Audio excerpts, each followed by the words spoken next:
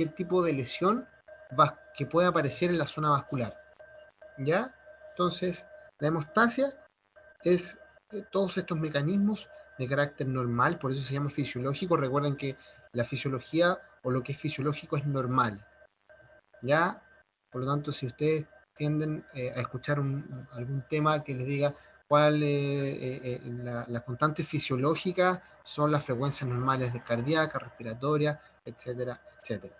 Ya, temperatura también. Entonces, de manera fisiológica es como un conjunto de mecanismos van a actuar para permitir que la sangre se mantenga dentro de los capilares y de los vasos sanguíneos fluyendo de manera normal, de un lado para otro, oxigenándose, no oxigenándose, etcétera, etcétera.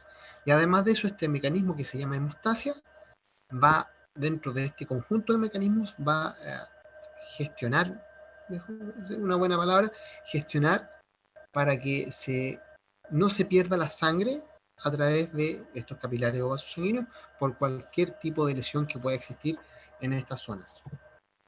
Un poco más como detallado en cierta manera, hemostasia se refiere a prevención de la pérdida de la sangre y detención de la sangre.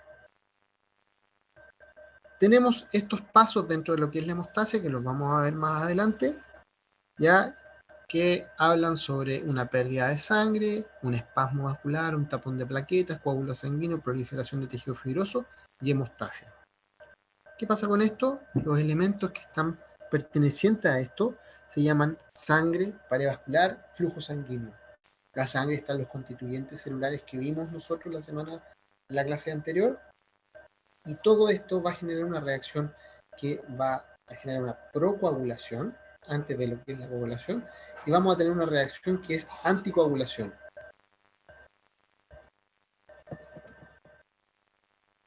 Día a día, con cuanto a la hemostasia, tenemos un espasmo vascular, un tapón plaquetario y un coágulo sanguíneo.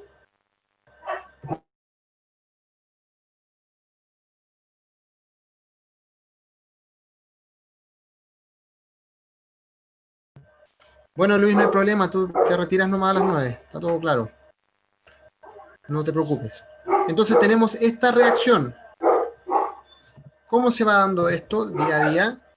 Primero debemos saber cuáles son los componentes de la hemostasia. Dentro de los componentes que tenemos en la hemostasia, tenemos componentes que están fuera de los capilares, fuera de lo que son los temas sanguíneos, y a eso se le llama extravascular. Lo que es extravascular se llama piel, grasa subcutánea y líquido tisular. Y los componentes que son vasculares, que son propios de la sangre, se llaman vasos sanguíneos, plaquetas y factores de la coagulación. Dentro de la hemostasia tenemos dos, una hemostasia primaria y una hemostasia secundaria. Dentro de la hemostasia primaria tenemos dos pasos que son el espasmo vascular y la formación de un tapón plaquetario. Y en la hemostasia secundaria tenemos lo que es la coagulación y la fibrinólisis. En la formación del coágulo tenemos hemostasia primaria y una hemostasia secundaria. Y dentro de la hemostasia, que es primaria y secundaria, tenemos también vénulas, arterias y capilares que están en la parte primaria, que van a pasar a una fase secundaria que va a absorber vasos de mayor calibre, y estos vasos de mayor calibre van a pasar de secundaria a primaria de varios segundos a minutos a pocos segundos. ¿Qué eventos vamos a ver en una hemostasia normal? Eventos como un espasmo vascular, donde hay un reflejo, una formación de un tapón hemostático, una formación de un coágulo y una disolución del coágulo. Repetimos: contracción, adhesión, activación y agregación. ¿Cómo lo podemos ver? Y para que sea más entendible, primero tenemos una lesión. Para que se produzca todo esto, debemos tener una lesión. Esa lesión va a actuar en los vasos sanguíneos o en los capilares. Y esa lesión se puede producir por cualquier cosa. Piensen, por ejemplo, que uno se pincha un dedo y eso ya es una lesión. Al tener una lesión, vamos a tener una contracción y un espasmo vascular. Este espasmo vascular tiene una particularidad, ¿Por qué creen ustedes que va a haber un espasmo vascular, que se va a contraer el vaso sanguíneo? Para poder disminuir el flujo de sangre. Es la página 6. ¿Qué? Para poder disminuir el tema del flujo de la sangre, justo en ese donde hubo la lesión. Exactamente, porque tenemos un flujo sanguíneo alto, con una alta presión, y obviamente al tener una alta presión, cuando tenemos una lesión necesitamos que se adhieran ciertos componentes, y estos componentes al estar ahí necesitamos, para que se puedan adherir a esa zona, necesitamos que la presión vaya bajando. Para que la presión vaya bajando, tiene que haber este espasmo vascular. Posterior a eso va a venir una formación del tapón plaquetario, y posterior a eso viene lo que es la coagulación.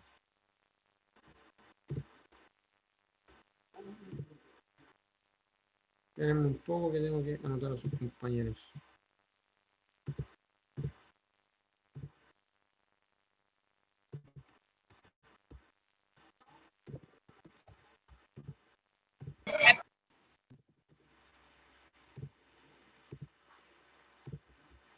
Ya, entonces, ¿por qué se produce el espasmo vascular?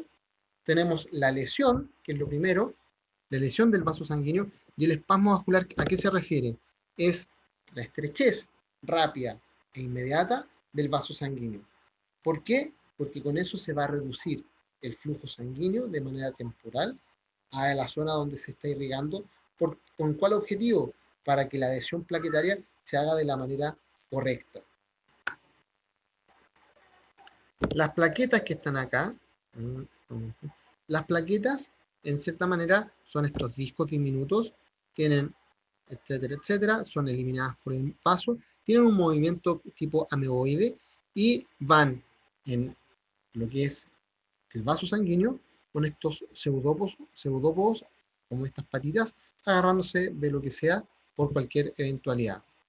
Estas plaquetas van a contactar la superficie vascular dañada, se van a adherir a través de estos pseudópodos, a través de diferentes tipos de proteínas que están en sus membranas, las adherencias al colágeno por diferentes factores, y obviamente vamos a generar lo que estamos buscando, que es la hemostasia. Por lo tanto, en resumen, tenemos un daño inicial, que es este. Ese daño en el tejido, o mejor dicho, en el vaso sanguíneo, va a provocar una extravasación de líquido.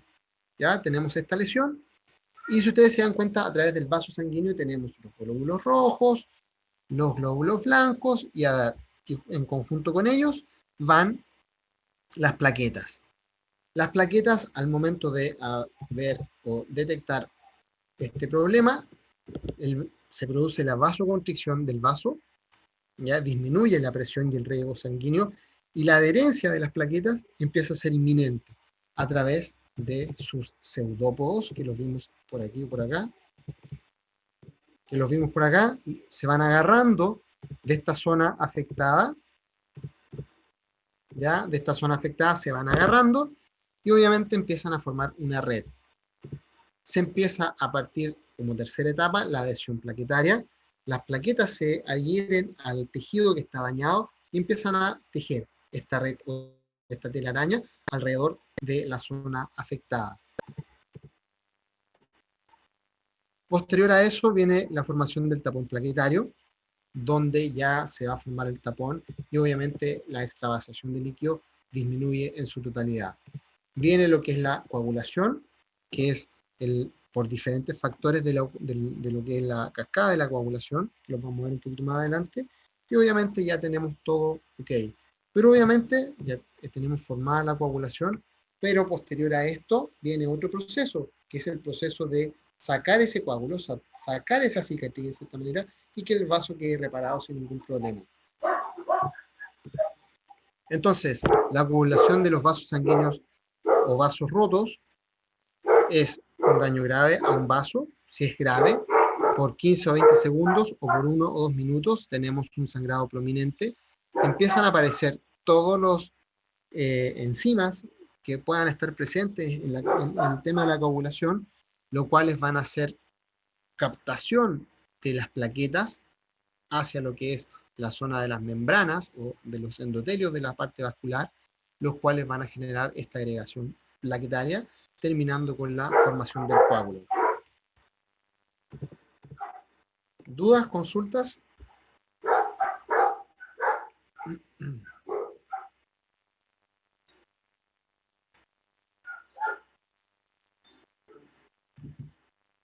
Entonces, los que yo les nombraba, el factor de coagulación o el tema de coagulación tiene distintos factores y cada uno de estos factores son de vital importancia para que se pueda producir esto tan simple. ¿Por qué razón? Porque cada uno de ellos se adhieren a partir de lo que estamos viendo. Eso quiere decir que para que funcione el número 7 necesitamos el número 1, porque es una cascada o es una escalera. Si no funciona el 4, no va a funcionar el 5 o todos los que vengan a continuación.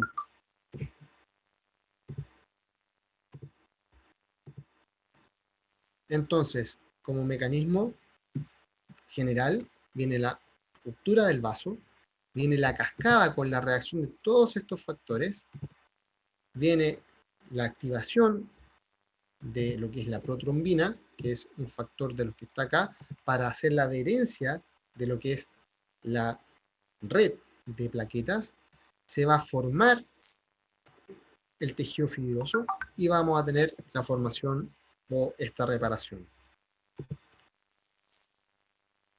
Para esto tenemos dos enzimas o dos factores que son la protrombina y la trombina.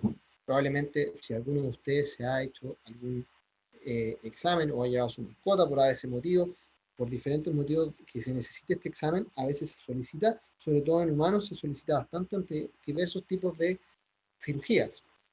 Factor de protrombina y trombina para determinar el sistema de coagulación que tiene esta persona o este paciente. Ambas, o la protrombina puede ser que está producida en el hígado, y la trombina necesita de vitamina K para generar o su funcionalidad. Entonces, estos son importantes, recuerden este nombre. Después tenemos el fibrinógeno, y lo que hace es, en este caso, una vez que termine el proceso de coagulación, viene el proceso de fibrinolación. Eso quiere decir que tenemos esta fibrina ahí que va a desintegrar el coágulo para tener nuevamente el endotelio de manera normal.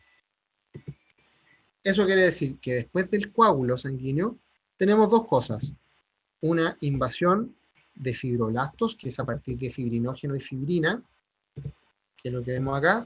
¿Qué va a pasar? Que después de que se formó el coágulo, que ya lo vimos recién, tenemos o se va a promover un factor de crecimiento para lo que son los fibroblastos. Se va a formar este tejido fibroso que puede durar a 1 a 2 semanas, ¿ya?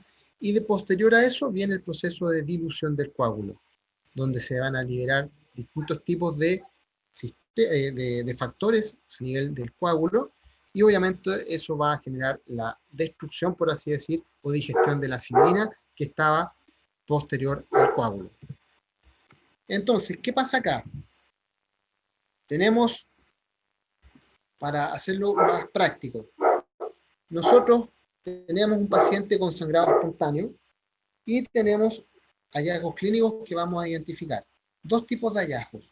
Uno que son un puntillado rojizo en las mucosas, que se llaman petequias y equimosis, ¿ya? Que se llama sangrado de mucosas. Y por otro lado tenemos un hallazgo clínico que son hematomas y sangre en cavidad corporal. Tenemos dos casos, uno con signo sugestivo de problema hemostático primario y otro signo sugestivo con un defecto hemostático secundario. Ya se realizan distintos tipos de exámenes y con un examen podemos detectar número de plaquetas reducido o números de plaqueta normal. Antes de eso, déjenme mostrarles algo. ¿Dónde tenemos?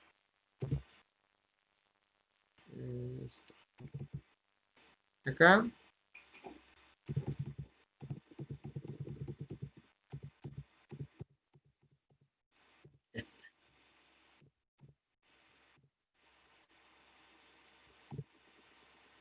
¿Qué opinan de este hemograma?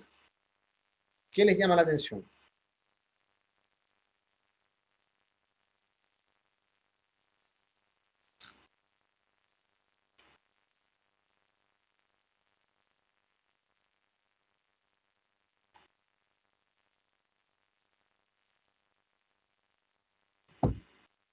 El micrófono prendido, ¿no? Sí. ¿Qué opinan de este hemograma? ¿Qué les llama la atención? Este lo vimos la semana anterior cuando hicimos la clase de las células sanguíneas, de lo que es sangre.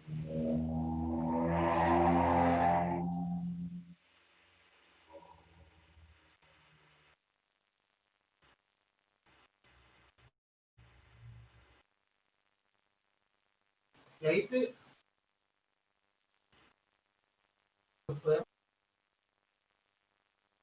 hay dos que tienen lo mismo, grava, gravilla y arena.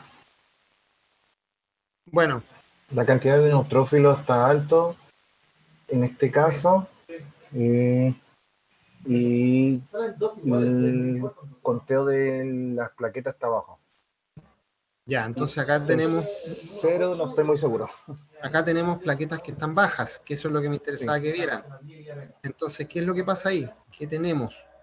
Tenemos plaquetas bajas, y al tener plaquetas bajas, tenemos un hallazgo con respecto al número de plaquetas reducido. Obviamente, si nosotros tenemos distintas presentaciones de sangrado, vamos a identificar qué podría pasar. En este caso, si tenemos número reducido de plaquetas con este tipo de presentaciones clínicas, podemos determinar que podemos tener algún tipo de efecto en la formación de la sangre o en su cascada de los factores, o probablemente podamos tener un paciente que haya consumido algún tipo de veneno que pueda estar afectando la formación de la sangre. Si tenemos por otro lado un sangrado interno, debemos determinar si ese sangrado interno puede haber sido por un trauma o puede ser por algo que puede ser algún tipo de cáncer que pueda estar provocando el sangrado interno, o algún órgano que pueda estar producto de ABC emotivo con este sangrado bastante complejo.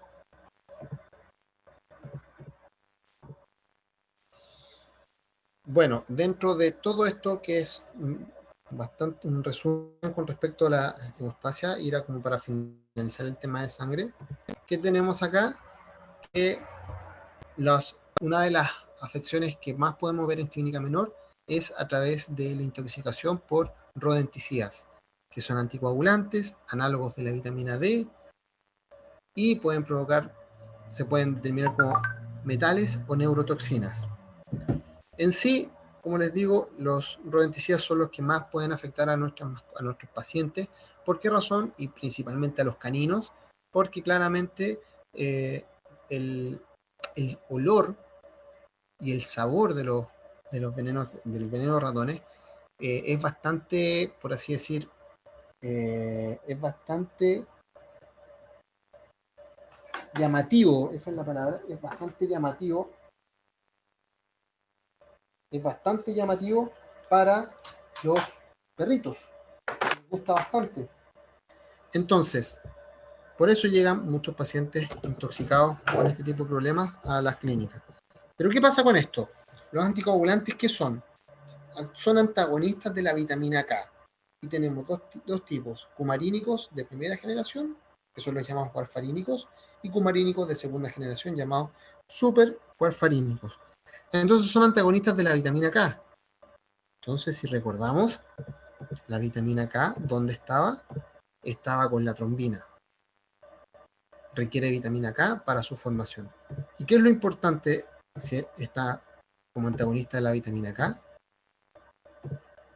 Es que inhibe ya y compite con la vitamina K para poder estar presente en esa zona.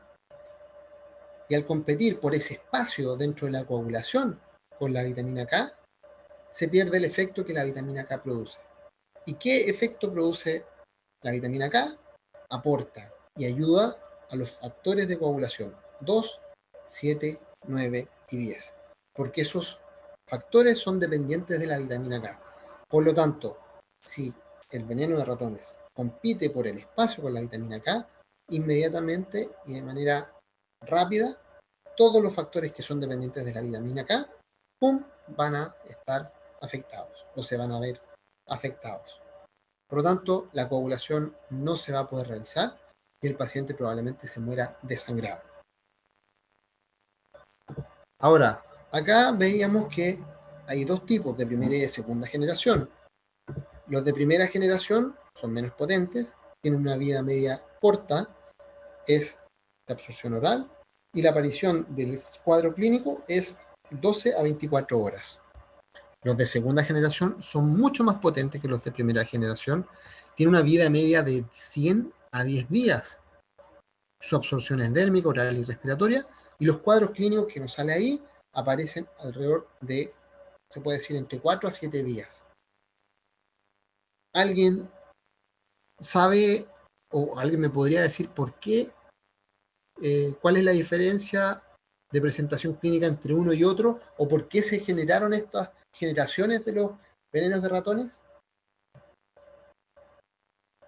¿O por qué creen ustedes que se han creado estos diferentes tipos de generaciones de venenos de ratones?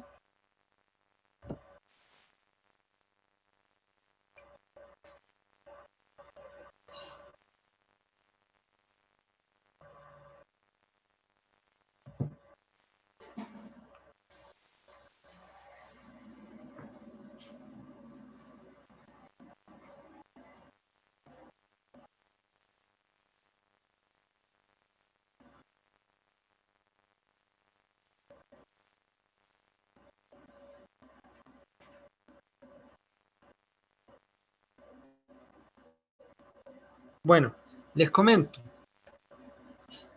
Se descubrió que los ratones son mucho más inteligentes de lo que nosotros creíamos. ¿Por qué razón? Porque los ratones comenzaron a comer este veneno de primera generación, el cual entre 2 a 24 horas generaba el efecto.